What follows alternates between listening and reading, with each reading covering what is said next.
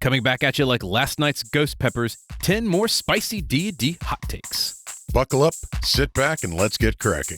That's how we roll. That's how we roll. That's how we roll. That's how we roll. That's how we roll. That's how we roll.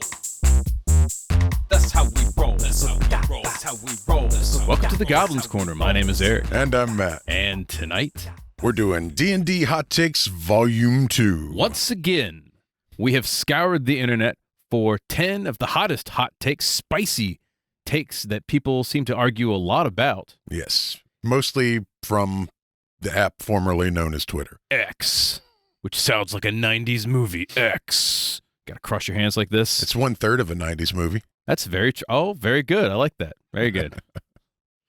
Yeah. That's a deep cut for you guys playing in the home game. That's right. So we're going to dive into these spicy hot takes. And again, don't hate us. We're just going to give our opinions, but we find these very amusing, and you'll find them very amusing as well. Hopefully. That's right.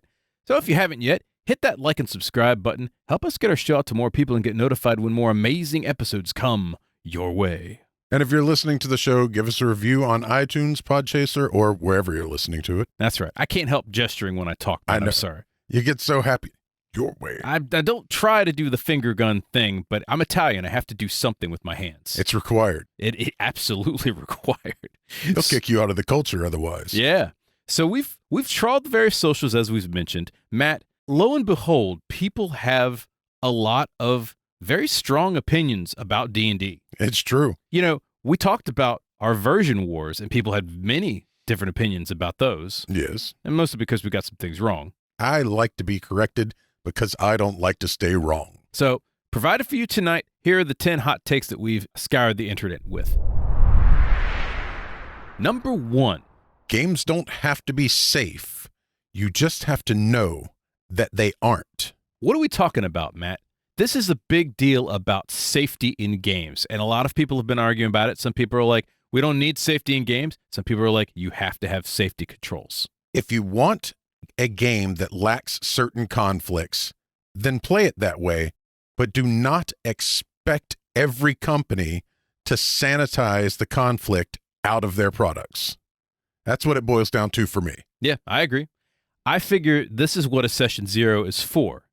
If you want to play something a little risque, play something a little risque. If you don't want to play something a little risque, don't. If you're playing with a bunch of newbies or people that you've never played with, ask them. Know what you're going into before you start playing with people. Yes, it's as simple as that. Keep in mind, the games exist to give the storyteller or the DM or whatnot something to work with. And sometimes that something to work with is an obvious and clearly present evil. Like Fae. Fae is a great example. And if you guys don't know what Fae is, it's in the Forgotten Realms. It's an evil, evil country. Yeah, it's an evil magical empire. They are there to be evil, to present an evil dictatorship, to provide the players with something to rail against. They're there for you to destroy. Yeah, that is their purpose. Absolutely. So play the game that you want to play. Find the people that you want to play that game with. Don't worry about what other people are saying. I would definitely still say, talk it over before you jump into something crazy. Yes. Because if you don't, you're going to have a lot of mad people. Absolutely. If a game has themes built into it, make sure everyone understands that from word go. Number 2, and this kind of follows up on a lot of this as well. Mm-hmm. People trying to make the game for every single person.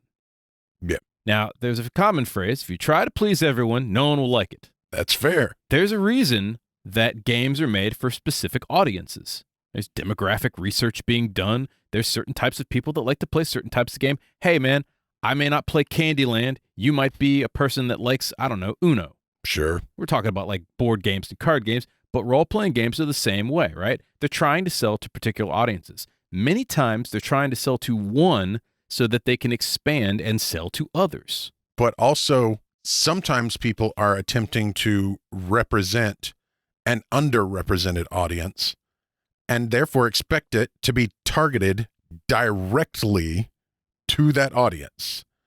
I don't expect bakeries to take caraway out of rye for me. I just don't buy rye bread. So I feel that same way about designers for games. Don't make a product for me for which I'm not the designated target. So a good example of that, because we're both 40-year-old men, Monster Heart. Yeah. Now, I'm sure there's someone on the internet that probably is our demographic that loves Monster Heart. And I like Monster Heart. The problem is that a lot of those topics and scenarios would be kind of creepy coming from us playing them if we ran a game like that. Yes. It is set at high school age. I am not going to play that game with a bunch of high schoolers. No. The theme's present. I wouldn't play it with a bunch of our friends. I wouldn't either, but that's because we're a bunch of sarcastic people who are not targeted to that game. But also, playing it with a bunch of people significantly younger than me is creepy. Yeah, cringe at the best, creepy at the worst. Yes. Number 3, which is basically blank version of whatever game is better than whatever other version. People just pissing on 4th edition or 5th edition, or people pissing on OG versus 2nd or 3rd or whatever it is. Or Pathfinder 1 versus Pathfinder 2. Or... Yeah. Folks have been through this before. Play whatever you want. Seriously, these are games. I want people to understand something real quick. I know that you guys base your identity off your characters. It's fine. We do too. I've got a character that I have bronzed somewhere in my office before I boxed everything up to make this show. It's amazing, right? I have a character that was an amazing goblin technomancer from Starfinder. Sure. Yeah. Zamet. Yeah. He was great. It's like damn it, but with an X. X.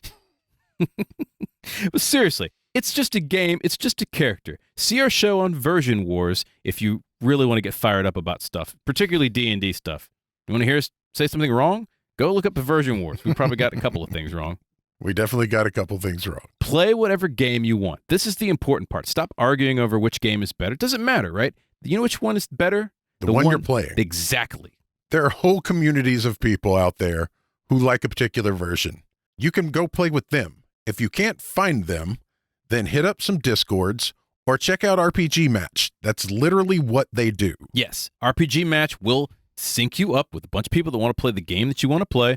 And you can also do a quick Google search on some Discord servers to chat with people. Hope for TTRPGs is another good place to find people who are looking for group. And there's a bunch of other places. Hell, half the podcasts that talk about TTRPGs have a Discord server where you can link up and find other people to play games. Absolutely. We got one. Yeah. Hey, come to our Discord and we'll help you find a game. Seriously, what's the most esoteric game you want to play? Hit us up on the Discord. I guarantee you I can find you at least 5 people to play it. That's fair.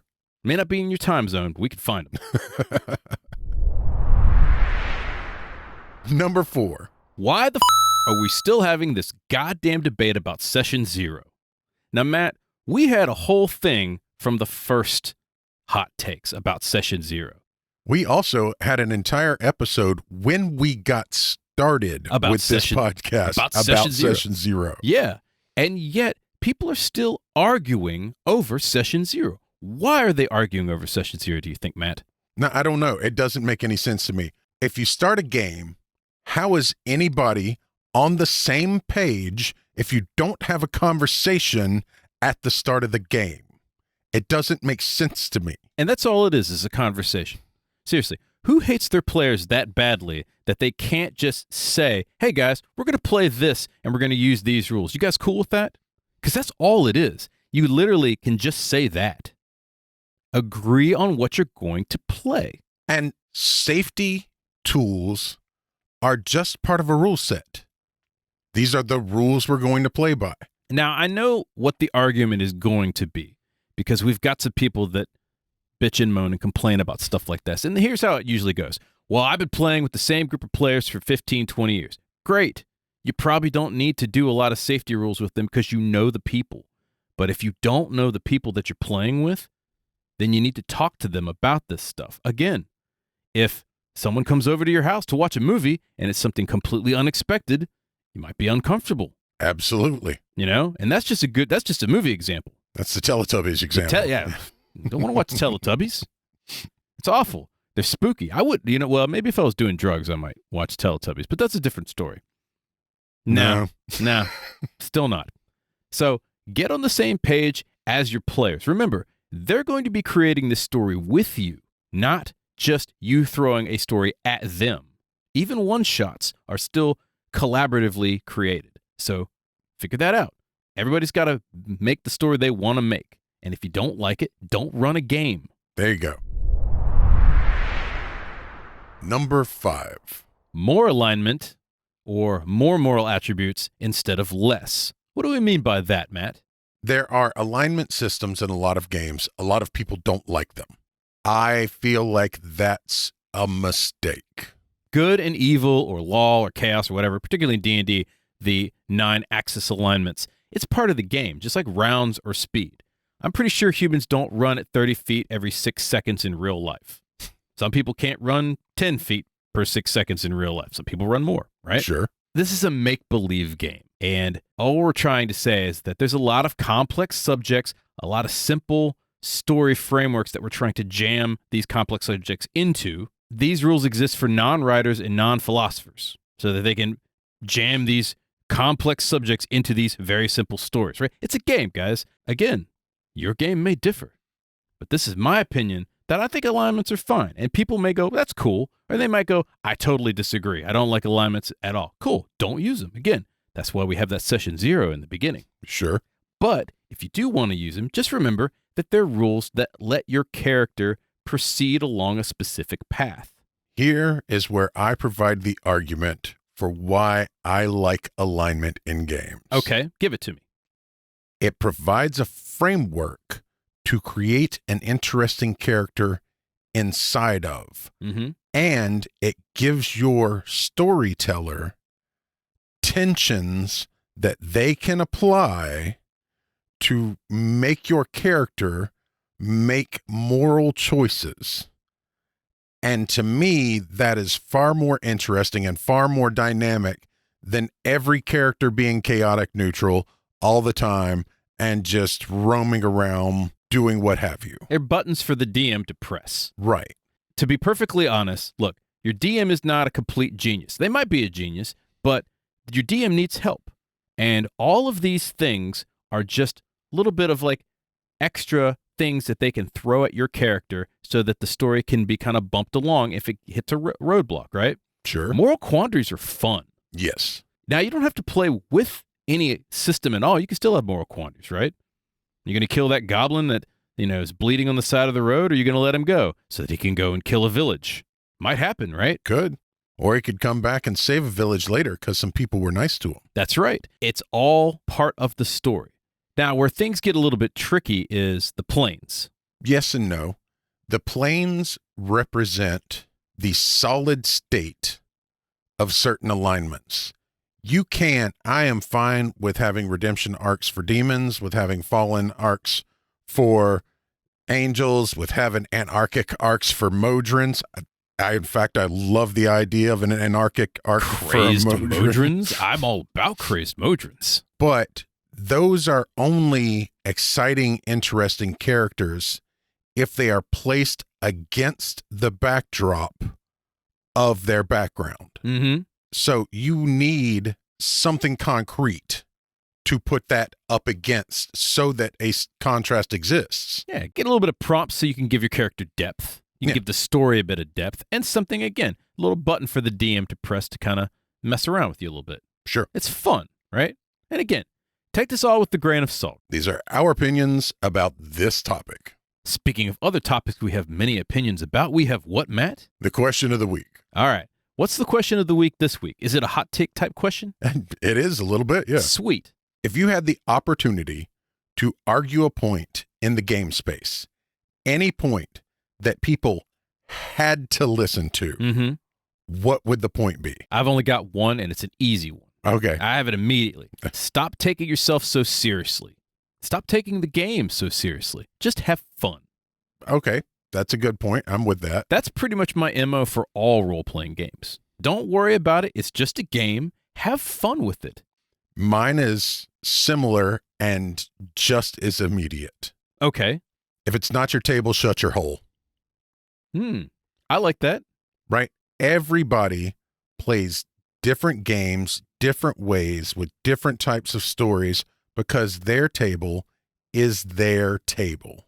It's interesting because this is one of the few spaces where any other game that you would play, you wouldn't have people violently arguing so much about specific rules or lack of rules, depending on how people are playing. Like, if you house ruled a whole bunch of stuff for, I don't know, your poker game, right? So long as everybody knew about it. Here's a good example of a session 0, by the way. You tell everybody what you're playing for poker, particularly if it's for money. Don't have that session 0. Well, you get yourself a little OK Corral action going on.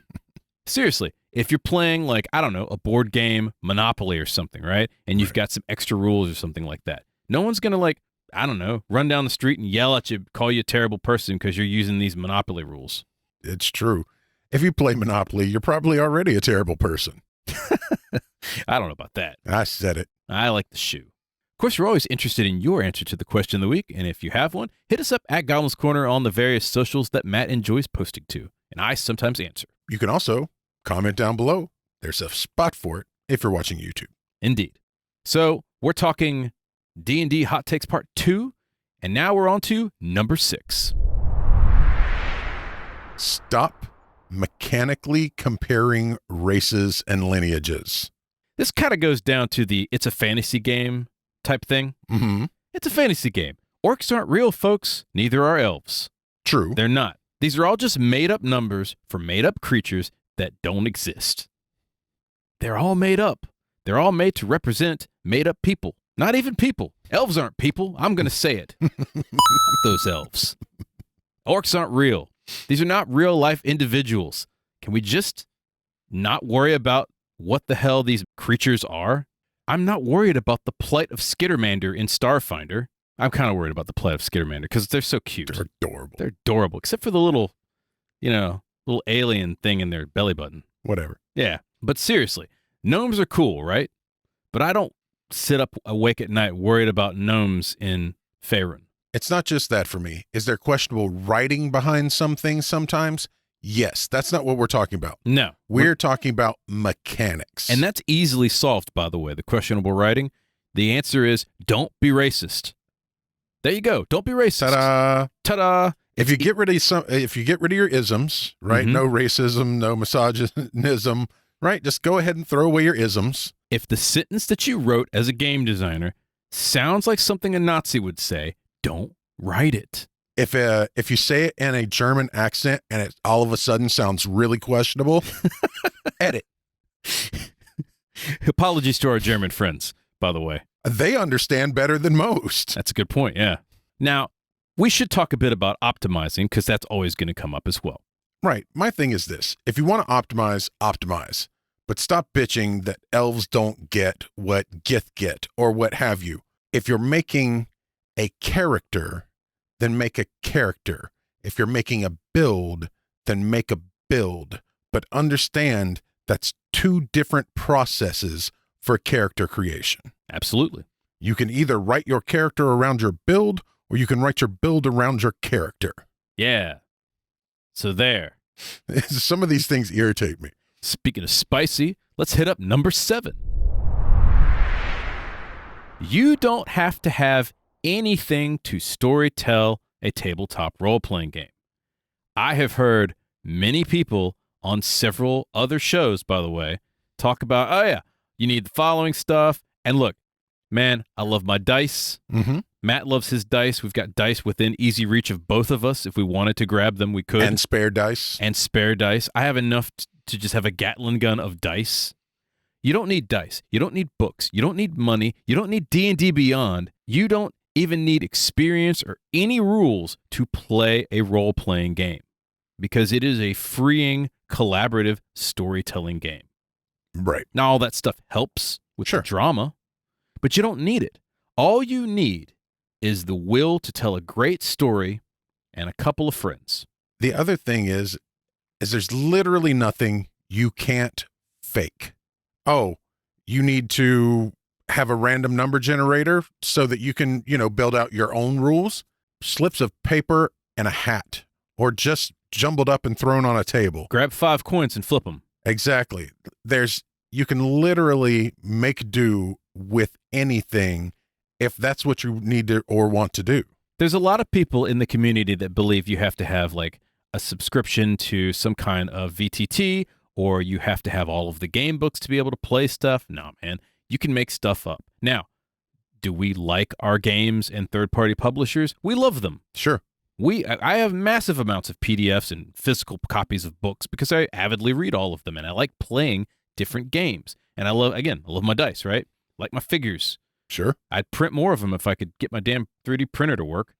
But the point is if you don't have that ability to get that stuff, if you don't have any money, or you just don't have the time, or maybe you're just at a place, you're at a friend's house and you want to play something, you can make stuff up on the fly. In fact, there's some games that literally are just a pack of cards. Yep. Dark Overlord. Oh, I love that game. Yeah. Perfect example of that. So look into stuff like that. Whatever you need to have fun is what you need. Next up, number 8. The players are not the most important people. Neither is the DM. It is a collaborative game, right? The players should be putting in at least the same amount of energy and effort as the DM and not expecting everything to just be handed on a silver platter. And this, by the way, this is both ways, by the way. Yeah. DMs, you should not expect the players to just go along with whatever you write, right? Again, True. It's collaborative. Don't be a railroader. Unless you're playing a one-shot module, and that is the expectation from word go. Right. But there's a lot of back and forth where the DM assumes that the players need to act a certain way. No, they don't. That's why it's a collaborative storytelling game. Again, session 0 this stuff out. That way, you know what the players expect to be playing. Players, the DM's not going to do all the legwork. Come up with some characters. Play your game. You did this for a reason. Let's be nice to each other. Can we do that? I think we can. Speaking of that, the DM is not the enemy. The DM plays the enemy. They're not against you. Most of the time, they're just trying to tell a story. When I DM, and trust me, I've TPK'd plenty of people, and it's fine. There are times when character choices are bad ideas objectively. Mm-hmm. If you have characters that are third level that all have a reason to despise the dragon, and they go marching into the ancient dragon's lair, and he breathes on them, they're dead. Yeah. And you know what? That's okay. Yeah. You took on a giant ancient red dragon in a lava-filled caldera. Congratulations. It becomes a generational game.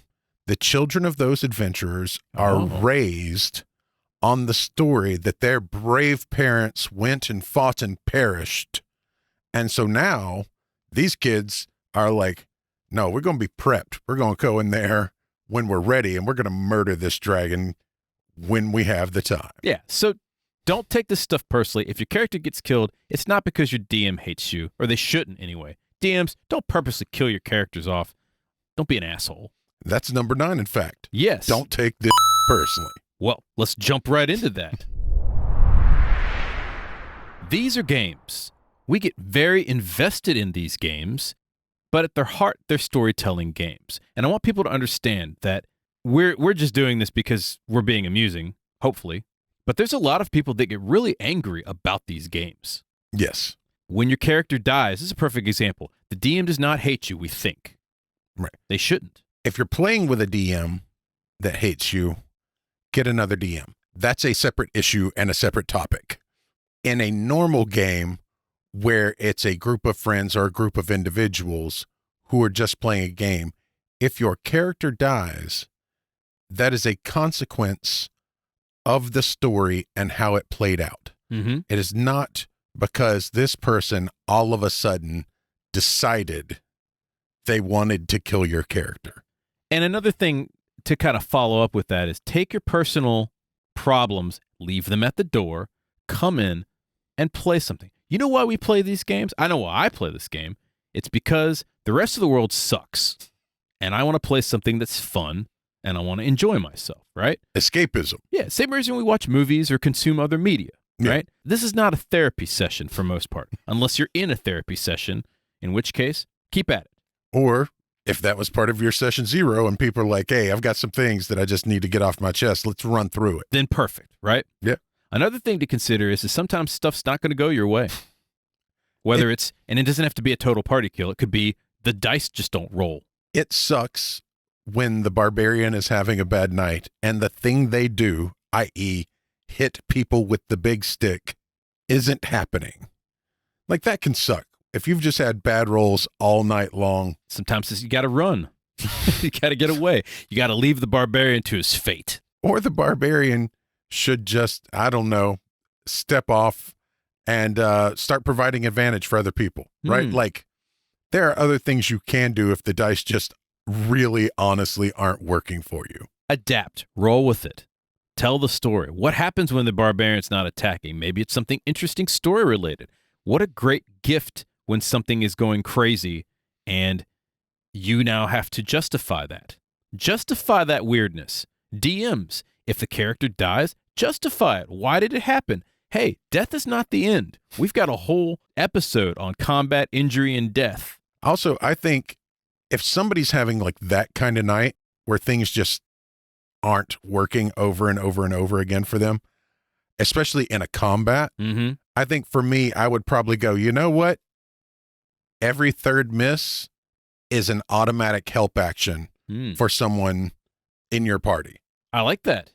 Because you're still being distracted. You are a giant thing swinging a giant weapon. You are a walking distraction, whether or not you're being successful. Yeah, he's down to 1 hit point. He's swinging this table with blades on each side. Sure.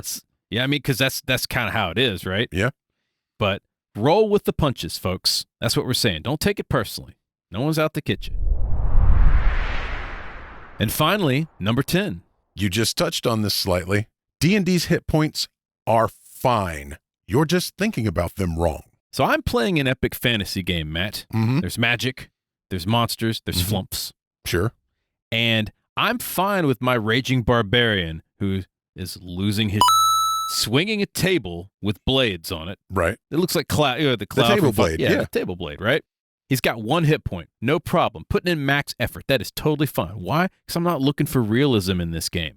There are other games for realism if I want to play those. It's fantasy. You want to be more real? Go play a game that has more realistic combat. There are a lot of them that exist. We'll show you some of them if you're interested. Generally speaking, none of us show up to the table to pursue realism in any way. We play to escape realism. We would not be playing a game where people can throw fire around or literally call down meteors if what we were doing was pursuing realism. Bringing the dead back to life. That's nonsense. Riding a giant, majestic sky flump. Sure. Destroying beholder sharks and various other ridiculous things we've come up with. Clearly, realism is not involved. Why get hung up on it when it applies to hit points? So there you have it. 10 D&D hot takes. Spicy. For you to take however you like, right? Love it, hate it. It is what it is. Sure. And I'm sure we can find 10 more that people disagree with as well. Oh, I'm sure. Any questions or comments? Hit us up at Goblin's Corner on X, formerly known as Twitter, and all the various socials. Did you enjoy this podcast? We've got a whole bunch more arguments in the making. Subscribe to it on your favorite player, YouTube and Twitch. Click the 5 stars and give us a review on iTunes, Podchaser, and on YouTube. Hit the like and subscribe button.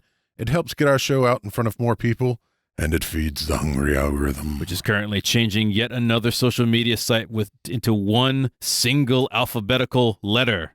Man, I can't wait for, what are we going to do? Z? Yeah, Z. Z. I can't do the Z with my hands, Oh, that's though. true. It's tough. We'll figure it out. That's all the time we have for tonight. Once again, my name is Eric. And I'm Matt. We'll see you next time. Have a good night, folks.